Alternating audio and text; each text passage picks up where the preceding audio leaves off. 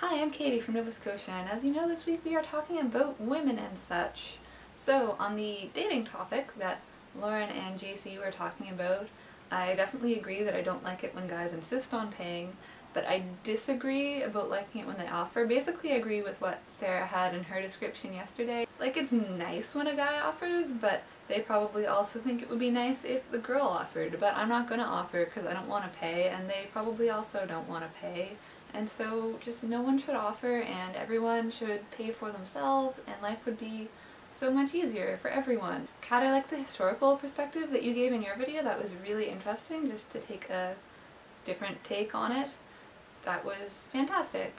And Sarah, I really like your analysis too. I haven't watched Game of Thrones yet, but when I get around to it, I will definitely be paying attention to those sorts of themes and seeing the things that you have pointed out.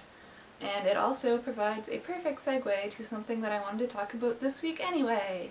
If you're interested about portrayals of women in the media, you can check out an article that I wrote about River Song from Doctor Who and how she's awful, and the next person who says she's a strong female character is going to get punched in the face.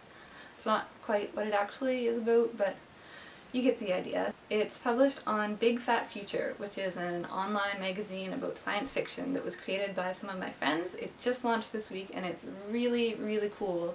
They're all super smart and talented and they've worked really hard on it. So if you're interested in science fiction, you should check it out. I'll put a link in the description. Even if you're not interested in science fiction, you should check it out anyways, because what's up there right now is my article, which if you're interested in feminism, you should read that. There's one about the lack of gay characters in Star Trek, so if you're interested in LGBT issues, you can read that. There's a music review, so if you just want to find some cool new music that happens to be about robots, you can read that. There's a short story.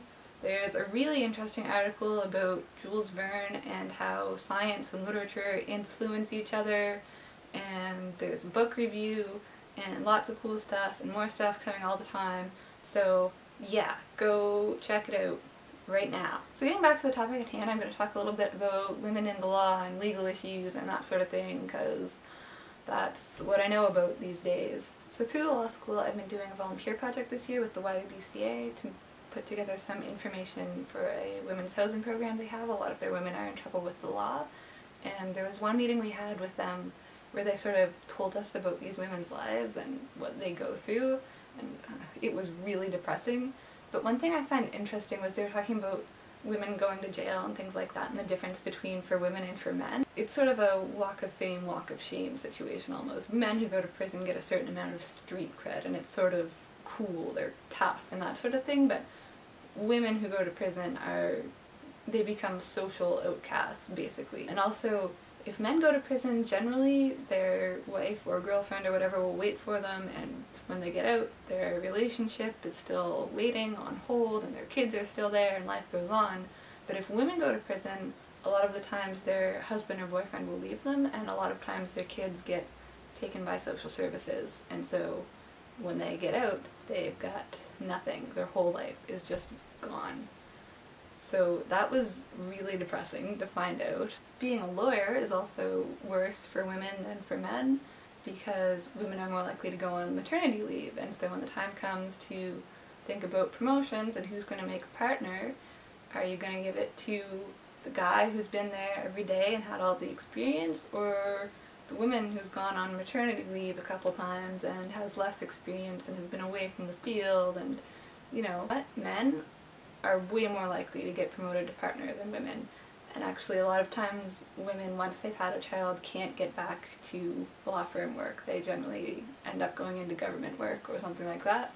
And not that there's anything wrong with government work, but if you want to work in a law firm, you should be able to work in a law firm, not have to quit just because you had a baby. Like, that's so stupid. The other thing I wanted to talk about is personal injury cases. If someone is injured and unable to work, they are compensated for the amount of income they've lost because of that. So if someone's permanently disabled, there are projections based on expected lifespan and all that sort of thing. And if it happens to an adult, they just assume you're going to stay in whatever career you have. But when it happens to a child, there's no way of knowing what they might have done with their life. So there's all sorts of tables they use to figure things out, and there's some ridiculous predictions that they make. But one of the things is that the tables are at least in Canada, are separated by male and female because females make less money than males. That's a fact, a terrible fact, but it's true. So it used to be they would give women based on the women's table and men based on the men's table, but then this one judge was like, it's, you know, been getting continually closer to parity, so we should make a projection and make compensation based on that. And then there was this one case where the lawyer tried to argue that they shouldn't limit women to that, even because they have the potential, they have just as much potential as men, and even though the reality is that women make less than men, giving damage awards that way sort of perpetuates the stereotype and continues the problem, and that's problematic. But the Supreme Court of Canada did not accept that, and so as far as I know it continues to be based on the projection of it will eventually reach parity. And then there was this case from Israel where a 1-year-old girl was injured, and in her village women very, very, very, very rarely worked outside of the home, so opposing counsel was all like, you shouldn't compensate her for that because she's not going to make any money anyway.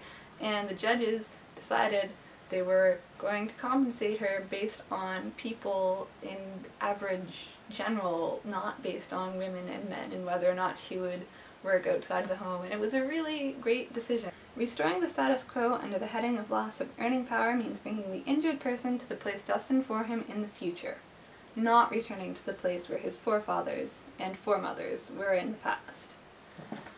Yeah, I just really love that decision. Good job, Israel. I just dropped my textbook. Anyway, yeah, that's all I have. So, bye!